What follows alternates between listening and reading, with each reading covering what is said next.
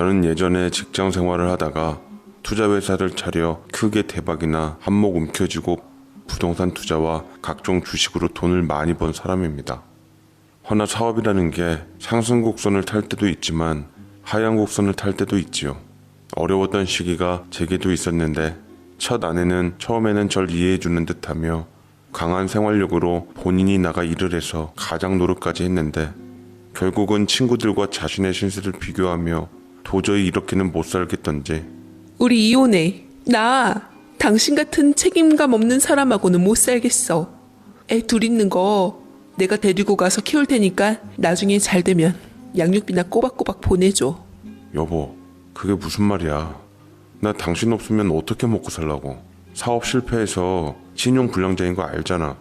나 당신 없으면 굶어 죽을지도 몰라 라는 이유로 제가 힘들고 서러운 마음에 이혼을 거부하자 아내는 한참을 기막히게 쳐다보다가 어느 날 자식들을 데리고 짐을 몽땅 싸갖고 집을 나갔습니다. 지갑 속에 있던 현금 86,000원 모두를 제게 두고 나간다며 잘 쓰라더군요. 이 소식을 들은 부모님께서는 제 자식들을 그런 식으로 아내한테 빼앗겼냐고 호되게 절 야단치셨지만 저는 사랑하는 아내도 자식도 잃은 충격이 커서 정신을 차릴 새도 없었습니다. 더 절 괴롭게 만들었던 건 그 와중에도 돈 한 푼이 없어 아내의 지갑 속에 들어있던 현금 86,000원을 동냥하듯 모두 받은 것이 마음을 아프게 만들었습니다. 그렇게 저는 첫 번째 아내와 원하는 대로 이혼을 해주었고 가끔가다 면접 교섭권으로 자식을 보았는데 볼 때마다 쑥쑥 자라는 모습이 절 흐뭇하게 만들었죠. 아내 혼자 자식 둘을 건사하려면 힘들 것 같아서 저는 약속대로 양육비를 보태기 위해 우리 자식들 남들 눈치 보지 않고 당당히 학원 보내고 공부시키기 위해서 제가 할 만한 사업을 다시 알아보기 시작했습니다. 정신 못 차릴 행동이라고 여겨지시겠지만 본디 사업을 했던 사람이라 남 밑에 들어가서 일하는 건 죽어도 못하겠더라고요. 이 소식을 들은 첫 아내는 불신을 갖고 그놈의 지긋지긋한 사업을 또 해서 얼마나 빚잔치를 해야 속이 시원하고 정신을 차릴 거야. 당신이 그래서 안 되는 거야. 남들처럼 그냥 평범하게 월급 따박따박 받아서 안정된 가장 노릇을 해야지 라며 막말을 해댔지만 아직 제 사업 감각이 무뎌지지 않았던지 아내가 독서를 포기할 만할 적에 기가 막히게 대박이 나버려 저는 순식간에 언제 가난한 적이 있었냐는 듯 돈방석에 앉게 되었습니다. 사람이 역시 죽으란 법은 없더라고요. 이거 양육비 둘에서 넉넉하게 넣어서 애들 하고 싶다는 거 다 하게 해. 기죽지 않게 옷도 좋은 거 입히고 건강 생각해서 애들 좋은 것도 먹이고. 고마워. 이렇게 많이 줄 줄 몰랐어. 요새 사업 잘 되나 봐? 혹시 만나는 여자는 있어? 괜찮으면 집에서 식사라도 하고 갈래? 이렇듯 돈이 많이 벌리자 저라면 진저리를 쳤던 아내가 호의를 베풀 정도로 양육비도 넉넉하게 줄 수 있게 되었습니다. 생활비는 가끔 보너스였지요. 첫 번째 아내는 제 능력을 확인 후에 몇 달 후 여자 혼자 애들 데리고 사는 게 애로사항이 많았던지 저와의 재결합을 맘먹고 어떻게 해보려고 할 때쯤 문제가 생겼습니다. 제가 어려울 때 떠난 아내를 영 내키지 않았던 친누나가 얼른 제 곁에 다른 좋은 여자를 꽂아놓고자 했습니다. 승보가 너 힘들다고 버린 여자는 이미 볼장 다 본 여자다. 두 번 다시 떠나지 말란 법 없다고. 부부가 뭐니? 힘들 때 서로 배려하며 곁에서 힘이 되어주는 게 부부인데 이미 애들 엄마는 그 자격을 상실했어. 더 이상 그런 여자한테 미련 갖지 말고 이번에 누나가 소개시켜준 여자를 한번 만나봐봐. 피아노 학원 원장이라는데 부모님도 공직자 집안이시고 외모도 괜찮고 아주 여러모로 너한테 어울리는 짝이라 하더라. 나 아직 여자 만날 생각이 없어. 애들도 다 있는데. 우리 와이프가 얼마나 힘들었으면 애들 둘 데리고 나갔겠어. 애들까지 챙기는 거 보면 책임감 없는 여자는 아니야. 우리 애들 생각해서라도 다시 누군가가 내 옆자리로 돌아온다면 당연히 애들 엄마여야지. 그게 맞는 거잖아. 으휴, 이 머저리 같은 거사. 어차피 자식들도 다 품 안의 자식들이야. 성인 되면 다 떠날 건데 너 한 번 깨진 여자랑 결혼하면 두 번은 안 깨질 것 같아? 이미 깨진 그릇은 붙일 수 없는 법이야. 정신 차리고 바른 여자 만나서 재혼한 후 네 가정이나 가질 생각을 해. 그래야 애들 엄마도 뜨거운 맛을 보지. 안 그러니? 라고 말을 하는데 저는 한사코 누나가 소개시켜주는 선을 안 보겠다고 했지만 누나는 불도저처럼 선자리를 밀어붙였고 덩달아 부모님까지 나서는 통에 저는 결국 마지못해 소개시켜주는 불편한 자리에 나가기로 했습니다. 말 들은 대로 피아노 학원 원장 선생님이었는데 집도 어느 정도 잘 살았고 그 여자도 제법 예쁜 외모에 배려심 넘치는 성격인 것 같았어요. 그쪽 여자도 들어보니 사정이 있더라고요. 나이가 전처보다 많고 솔직히 말하면 저보다 3살 연상이어서 후려치기 당해 저처럼 애딸린 이혼남과 맞선을 보게 된 것이었죠. 오히려 그녀는 선자리가 아니라면 저보다 훨씬 좋은 남자를 만날 수 있을 것만 같았습니다. 그 여자와 선을 보며 제가 농담 반 진담 반식으로 그런 얘기를 해주자 그녀는 환하게 웃으며 고맙다고 말하더라고요. 대한민국에선 여자 나이가 곧 등급이에요. 능력 또한 등급이죠. 애딸린 이혼남이라고 스스로를 낮추셨지만 어차피 해도 전처가 키우고 있다고 했고 승복 씨는 그에 못지않는 능력을 갖고 있잖아요. 제게 승복 씨는 충분히 과분한 상대예요. 라고 고운 음성으로 이야기를 해주는데 참 빈말이라도 고마웠습니다. 딱 봐도 저를 이해해 줄 수 있는 착한 여자인 줄 알게 되었죠. 사실 그녀를 만나기 전까지는 구관이 명관이라고 전처와 재결합할 생각이 들었지만 사람 맘이 참 간사하게도 제법 괜찮고 좋은 여자를 만나니 저 어려울 때 8만 6천 원만 주고서 매정하게 나간 전처 생각이나 재결합 생각이 확 달아나 버리고 말았습니다. 저는 피아노 원장인 서경이와 좋은 감정을 가지고 만나게 되었고 아무래도 양쪽 집안에서 응원을 해주다 보니 빠르게 일이 진척되었습니다. 특히나 저희 집안에서는 서경이를 진심으로 환영하며 좋아했어요.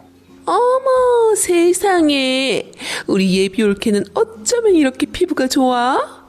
피부 미인들이 먹는 음식들만 준비했는데 마음에 들지 모르겠네. 식장은 잡아놨어? 아휴 이 사람이다 싶으면 얼른 식장 잡고 식 올려야 행복하게 잘 살지. 이것저것 따지고 재다 보면 끝도 없어. 솔직히 말이야 바른 말이지. 예비 올케도 적은 나이도 아니고 애도 얼른 낳아야 할 텐데 우리 승복이랑 결혼해야 하지 않겠어? 누나는 후려치기라는 채찍과 당근을 적절하게 활용하며 서경이와 저를 설득시켰고 덕분에 저는 서경에게 프로포즈를 하고서 양가 상견례를 잡기로 했습니다. 누나가 서경이를 후려치기 한 것처럼 서경이네 집도 절 이혼한 문제로 트집 잡으면 어쩌나 싶었지만 배운 공직자 집안답게 크게 의식은 안 한 상태였어요.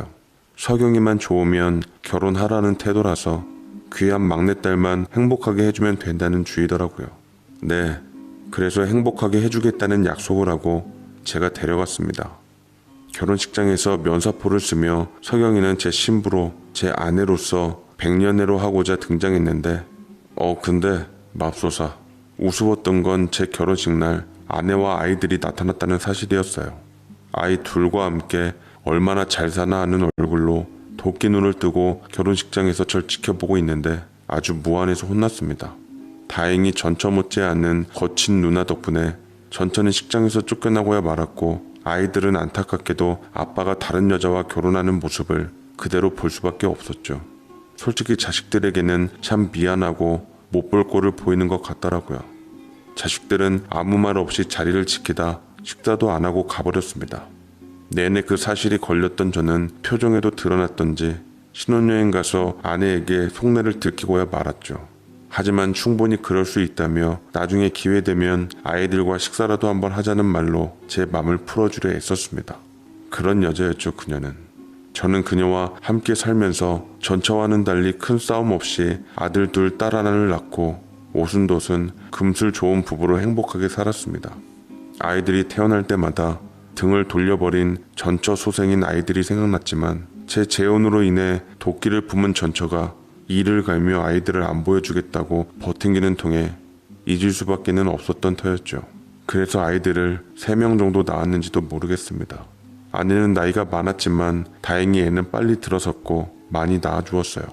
아내 복이 있었던지 날로 번창해가는 제 사업에 내조도 훌륭하게 잘했고 아이들도 구김살 없이 영리하게 잘 키워주었습니다. 다들 긍정적으로 자랐고 명문 대학교를 나와서 사회에 한 자리씩 차지하며 자리매김하고 살았어요. 반면 전처의 자식들은 꼬박꼬박 보내줬던 양육비를 도대체 어디다 썼는지 큰딸은 전문대, 작은 놈은 지방대를 나와서 제대로 된 대우도 못 받으며 작은 회사에 들어가 힘들게 일을 하게 되었습니다. 전처는 혼자 둘 키우는 게 벅찼던지 양육비를 생활비로 쓰거나 가게가 운영이 잘 안 되면 그걸로 가게세를 메꾸며 힘들게 살아갔던 것 같아요. 차라리 저처럼 좋은 사람을 만나서 재혼하면 마음이 편할 것 같았지만 재혼도 안 한 채 남매를 키워내서 한평생 목구멍에 가시처럼 걸린 느낌이었습니다. 그렇게 수십 년을 거쳐갔는데 어느 날 그렇게 건강하고 활기찬 아내는 환갑이 훌쩍 넘은 어느 날 몹쓸병이 찾아와 시름시름 앓았고 한 차례 암수술을 받아 성공적으로 사는가 싶었더니만 다시 재발이 된 암세포로 인해 그만 숨을 거두고야 말았습니다. 거의 30년간의 결혼 생활이 이토록 허무하게 끝날 줄은 상상도 못해 아내에 묻혀있는 납골당에서 자식들과 함께 통곡을 쏟아내었습니다. 그리고 그 이후로 몇 년 정도가 지나는 동안 저는 아내를 잊지 못해 괴로운 나날을 보내며 결국은 하던 사업들도 다 자식들에게 잠시나마 맡기고 괴로운 맘에 힘들게 하루하루를 살아가고 있었고 우울증마저 생기기 시작했습니다. 가끔 근처 사는 딸이 와서 식사를 차려놓고 가긴 했지만 녀석도 일찍 시집가 서방 있고 자식 있는데 괜한 폐를 끼치는 것 같아 예산말로 그냥 한번 오지 말라고 했더니 진짜로 안 오더라고요. 꼭 그 말을 기다린 것처럼요. 예전에 누나가 말했던 품 안의 자식이라는 말이 딱 맞아 떨어졌습니다. 제 자식들은 제 상태를 보고 안 되겠다 싶었던지 다른 데 관심 끌게끔 여행도 보내주고 취미생활도 하게 해주고 운동도 끊어주는 등 노력했지만 외로움으로 인한 허한 마음은 어떻게 달랠 길이 없더라고요. 자식들은 그 마음을 알고서도 우습게도 새 배우자 될 사람을 소개시켜주진 않았습니다. 보다 못한 제 친구들이 연애라도 하라며 저랑 같은 상황인 여자분들을 소개했지만 아내만큼 감정이 드는 사람을 도저히 찾긴 힘들었습니다. 괜한 주책을 부린다는 생각이 들어 더 이상 안 만난다고 했어요. 이렇듯 마음의 문을 닫고 외롭고 쓸쓸한 나날들을 보내고 있던 어느 날 낯선 연락번호로 제게 전화가 오며 제 인생에도 변화가 일기 시작했습니다. 카랑카랑하고 늘 곤두서 있는 특유의 비움 섞인 목소리를 듣자마자 세월의 흐름에도 불구하고 단번에 목소리의 주인공이 누군지 알아듣게 되었어요. 네, 바로 전처였습니다. 잘 지내? 우리 딸 이번에 좋은 남자 만나서 결혼해. 원래 연락 안 하려고 했는데 이 녀석이 그래도 결혼식장에 아버지는 모셔야 한다고 해서 별 수 없이 연락하는 거야. 그놈의 양육비만 안 받았어도 연락 안 하는 건데 양육비 덕 톡톡히 잘 보는 줄이나 알아. 딸 예단 문제도 있고 하니 조만간 시간 좀 내줘야겠어.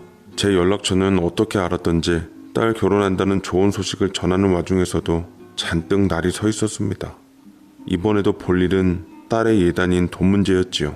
근데 이상하게도 너무 그간 외로웠나 전처가 마치 반가운 고향 친구를 만난 기분이 들더라고요. 삭막하고 황폐한 제 맘에도 오아시스 같은 쾌적함이 찾아오는 것 같아 새삼 들떠졌습니다. 그리고 며칠 후 저는 집 앞 카페에서 멀리서 찾아온 전처를 너무나도 오랜만에 만나게 되었고 세월의 흐름에도 불구하고 오지게 고생한 것 같은 상황을 겪은 사람치고는 외모도 잘 가꾸고 다니는 것 같더라고요. 아무래도 연락 안 한 사이 재혼한 게 분명했습니다.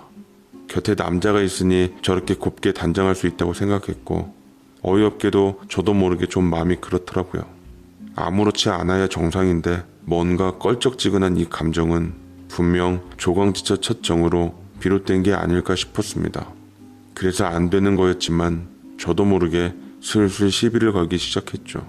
자식들 안 보여주려고 기를 쓰더니만 왜 꽃단장하고 나타났대? 남편 밥 먹고 사니 맘이 편한가 봐.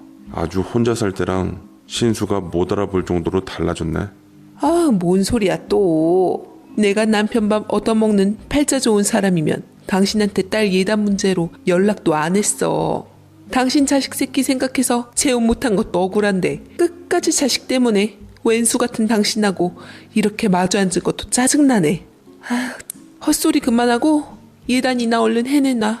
라고 팔자 타령하며 투명스럽게 말을 꺼내는데 순간 언뜻 유리잔에 반사된 저의 모습은 화색이 돌고 있었고 저도 모르게 안심이 되더라고요. 늙으면 애가 된다더니 감정 조절 하나 못한 저는 환해진 분위기 속에서 간만에 웃음을 짓고는 딸의 예단 문제에 대해 함께 고민하고 결정하자고 했습니다. 전처는 이런 제 마음을 알았던지 저를 노려보던 눈을 풀고 간만에 딸을 보여주겠다며 딸을 부르더군요. 전문대학교를 나와 물리치료사로 근무 중인 큰딸은 전처가 아빠를 만나고 있다는 말을 하자 기쁜 듯 퇴근하자마자 바로 오겠다고 했고, 딸이 올 때까지 1시간 남짓 시간이 남는 동안 우리는 그간 살았던 얘기를 진솔하게 나누게 되었습니다. 아내는 단 한 번도 저와 헤어진 후 재혼을 생각해 본 적이 없다고 하더라고요. 일단 큰딸이 있으니 험한 세상이라 맘 놓고 남자를 만나는 것도 조심스러웠고 재혼은 엄두도 안 났다고 합니다. 솔직히 말하면 주변의 소개로 몇 번 재혼 손자리에 나가서 남자들을 만나봤는데 만날수록 이건 아니다 싶었다더라고요. 그리고 남의 자식을 제 새끼처럼 키워줄 사람이 얼마나 되나 싶고, 입장 바꿔서 본인이 만약 남의 자식을 키워야 한다는 입장이라면 본인도 자신이 없을 거라 했습니다. 하지만 처음으로 재혼을 생각해본 남자가 있었는데 그건 바로 맞아. 이제와 감출 게 또 뭐가 있겠어. 에휴, 당신하고는 솔직히 재결합할 생각이 있었어. 우리 애들도 아빠 없이 자라 손가락질 당하는 것보단 그래도 아빠라는 그늘 밑에서 고생 모르고 편히 자라게 하고 싶었지. 당신도 능력 있고 돈 잘 번다니까 큰 힘이 될 거라 생각했는데 당신이 형님 말만 듣고 홀랑 재혼을 해버리니 기가 막히고 화나더라고. 그래서 오기로 애들이랑 당신 결혼식장에 갔는데 못 볼 꼴 보고 쫓겨나긴 하고, 그래서 이 약 물고 악착같이 살았어. 당신 없이도 행복하게 잘 살 수 있다는 것을 보여주려고. 비록 우리 애들이 내가 부족해서 당신이 새로 낳은 아이들보다 공부도 더 못했고 조건적으로는 떨어져 보이지만 누구보다 효자 효녀이고 순수하고 부모밖에 모르는 애들이야. 나는 우리 애들이 심신이 건강하게 자라준 것만으로도 얼마나 고마운지 몰라. 그걸로 내 인생 잘 살았다고 생각하고 보상도 받았다고 생각하고 죽을 때 후회 없을 것 같아. 라고 전처는 덤덤하게 말을 이어갔는데 새삼 아이들에게 부끄럽고 안타깝고 미안하고 했습니다. 아빠의 책임감을, 부모의 역할을 어쩌면 양육비만 툭 던져놓고 전처에게 모두 떠넘기다시피 했으니 자식들을 볼 낯이 없더라고요. 그때쯤 마침 성숙해져 버린 큰딸이 모습을 드러냈고 저를 보며 인사를 하며 밝게 미소를 지었습니다. 저 순수하고 예쁜 미소는 솔직히 말해서 둘째 아내 사이에 본 자식들의 어렸을 때 빼고는 보지 못했던 것 같아요. 어른이 되어서도 저렇게 구김없는 미소를 지을 수 있는 걸 보니 아내가 후회 없을 정도로 잘 키웠다 싶었습니다. 딸은 저를 참 반가워했어요. 돈만 주고 자식을 등져버린 자격 없는 애비지만 저를 반겨주고 챙겨주니 고맙더라고요. 솔직히 한때 철없을 적 미워했다고도 했지만 돌이켜보니 생각나는 건 아빠밖에 없더라고요. 아빠한테 환영받는 결혼식을 치르고 싶었어요. 연락 받아줘서 감사드리고 제 결혼식에 못난 딸 손잡아 주시면 감사드릴게요. 라며 기특하게 말하는데 하마터면 감정이 복받쳐 올라 왈칵 눈물을 쏟을 뻔했습니다. 큰딸은 내친 김에 작은 아들까지 불러 오랜만에 식사를 하자고 했지만 마침 작은 아들이 회사에서 야근이 있어 힘들 것 같다는 연락이 왔고 전처는 그 자리가 어색했던지 다음에 만나서 예단에 대해 다시 의논해 보도록 하고 이쯤에서 갈 길 가자며 투명스럽게 말하더라고요. 그렇게 전처와 딸은 자리에서 일어섰고 저는 아쉬운 마음을 두고두고 간직해야만 했습니다. 한동안 그들 생각이 많이 들었어요. 제 선택에 의해 모든 게 이루어진 건데도 불구하고 괜시리 불똥은 누나에게 튀었고 전처와 그때 젊을 적 재결합을 했어야 했는데 그랬다면 지금 좀 더 저는 행복하고 후회가 남지 않는 삶을 살 수도 있었을 텐데 라는 생각이 들었습니다. 한번 거하게 술에 취해 누나한테 전화 걸어 속에 담아있던 말을 했더니 누나는 황당하고 당황하며 몇십 년 전 얘기를 들먹이냐면서 술 처먹고 전화하지 말라며 그대로 끊어버리더군요. 저는 뒤늦게서야 제가 있어야 할 곳을 찾은 느낌이었고 몇 번을 망설임 끝에 전처에게 다시 연락을 했습니다. 난데 우리 민이 예단 좋은 걸로 같이 고르러 다니는 건 어때? 이전처럼 민이 녀석 불러내서 나도 같이 골라주고 싶어서 그런데 괜찮아? 라고 하니 전처는 한동안 말이 없다가 이내 알겠다고 하며 딸의 의사를 묻고 전하겠다고 했습니다. 그렇게 약속을 잡아서 저는 떨리는 마음에 이발도 하고 신경 써서 옷을 입어 한껏 멋을 부린 후 나갔죠. 전처 역시 깔끔하고 세련되게 하고 나왔는데 역시 한때나마 우리 와이프다 싶었습니다. 딸은 저와 아내의 회방꾼이 되고 싶지 않았던지 눈치껏 빠져주며 혼수는 알아서 골라달라고 아무래도 안목이 있으시니 믿고 맡기겠다고 했는데 그것도 역시 우리 딸답다 싶었어요. 그렇게 아내와 딸의 혼수를 골라주는 명목으로 만나게 되었는데 첫 연애를 하는 것 같은 설렘이 느껴졌습니다. 이 나이가 되도록 황혼이라고 불리는 나이가 됐어도 저는 사람이었던 건지 뜨거운 열정이 가슴팍에 불타오는 것이 느껴졌어요. 마치 우리 둘이 처음 수십 년 전 어려웠을 적 결혼했던 옛 기억을 되살리며 신혼살림을 마련하는 것 같더라고요. 풋풋한 여자는 이미 희끗희끗한 머리를 가진 여사가 되었지만 기분은 그때 그대로였습니다.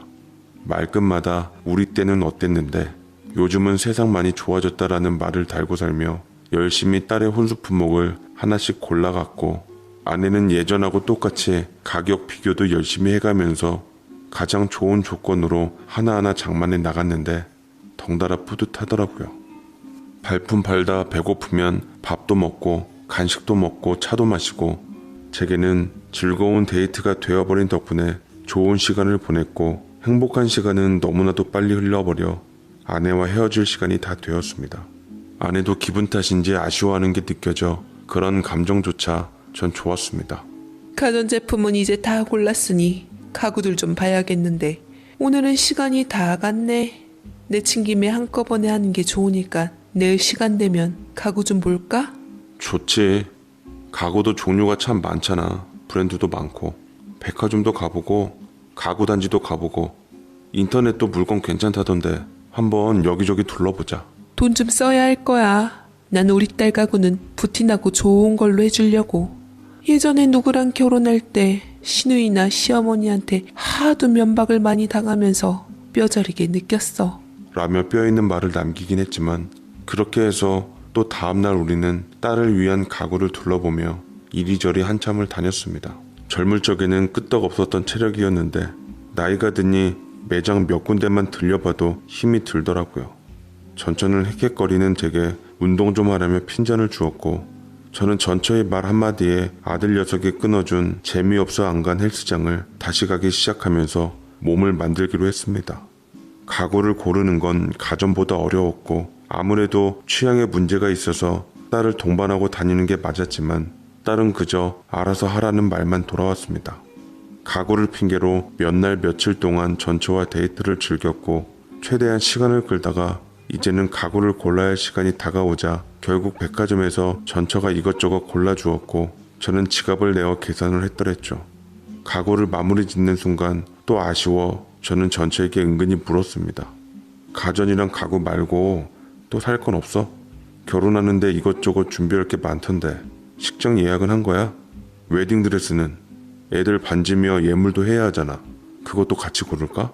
아무래도 애들이 고르는 것보다는 가전이나 가구처럼 어른들이 골라야 제대로 고르지 않겠어? 라고 질척였는데 이대로 전처와 딸의 결혼식을 준비하는 게 참 좋고 보람된 탓에 계속 이 시간이 유지되길 바래지더라고요.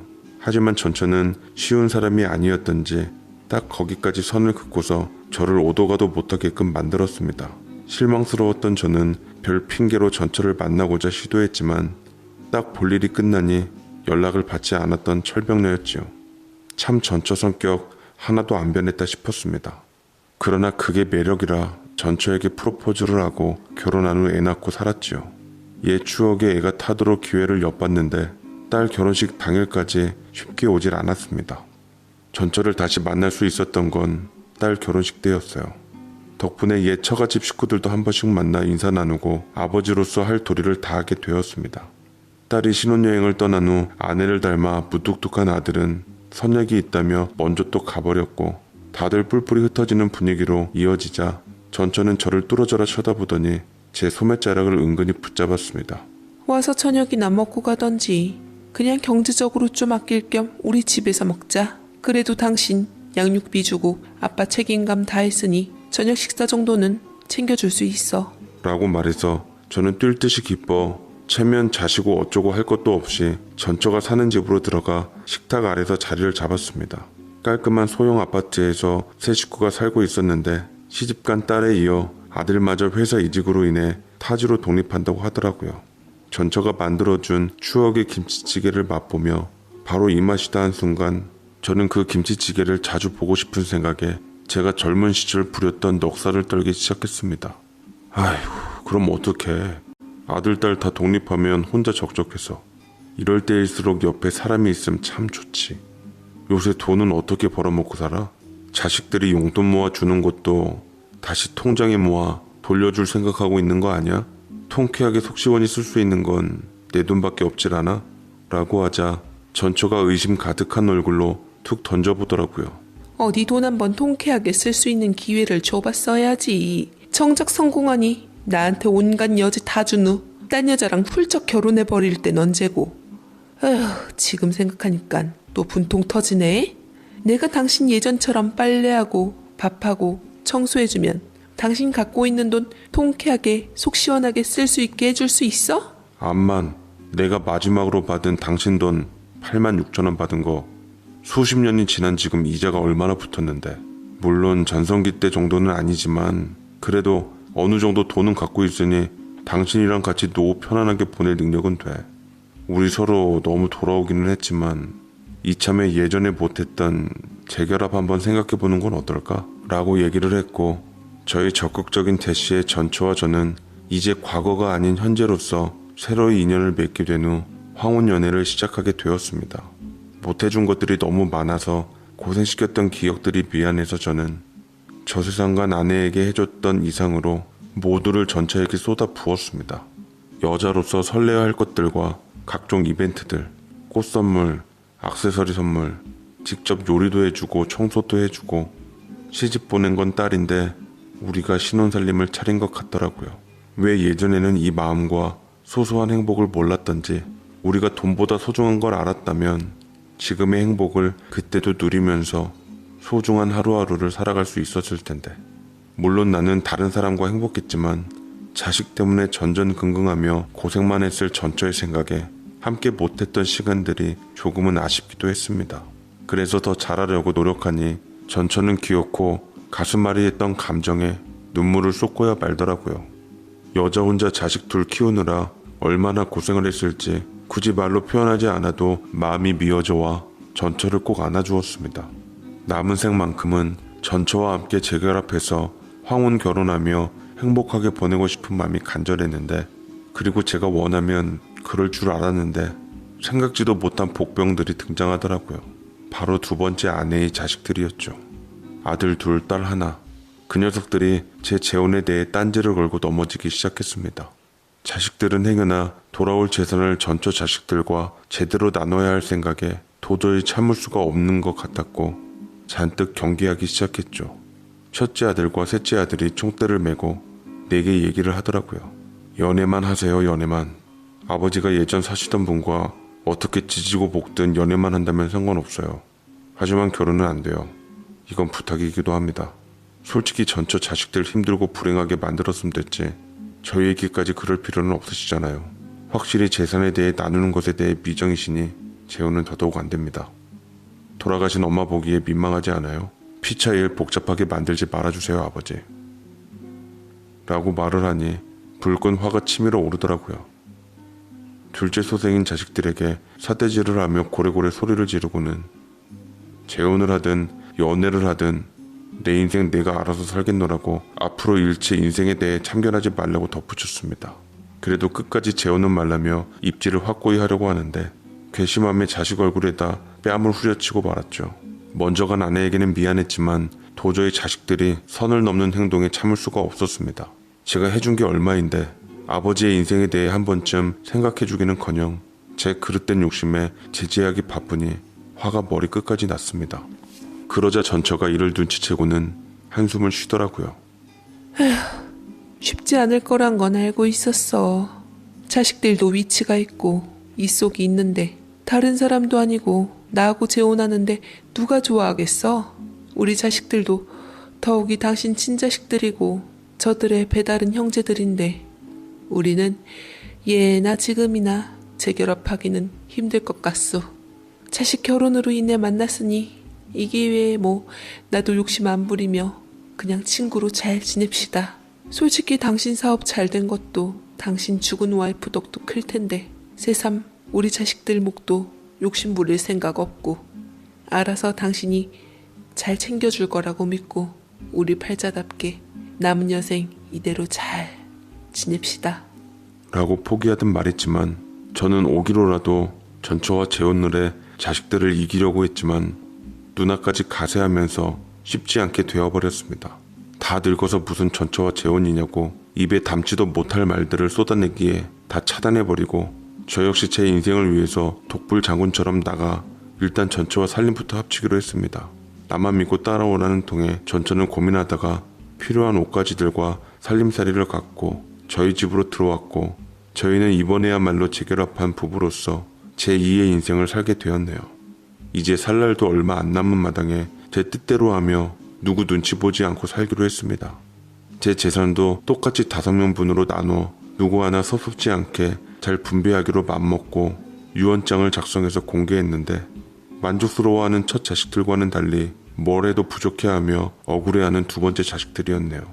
저는 사실 이기적인 사람일지도 모릅니다. 예전에는 제 인생 찾겠다고 첫 번째 아내 자식들을 등지더니 이제는 또 황혼 때 제 인생 찾겠다고 두 번째 자식들까지 등지게 되었습니다. 그렇지만 저는 그래도 제 인생을 행복하게 만들고자 노력할 겁니다. 자식들이 제 인생 대신 살아줄 것도 아니고 희생한다고 알아줄 것도 아니고 저 혼자만 원망하며 산다 한들 누구에게 좋겠습니까? 결국은 길게 보자면 자식들에게 부담만 짐질 뿐이겠죠. 당장은 이런 저를 이해 못하는 자식들도 언젠가 본인 일이 되면 저를 이해할 날이 오지 않을까요? 뭐 이해 못해줘도 상관없고요.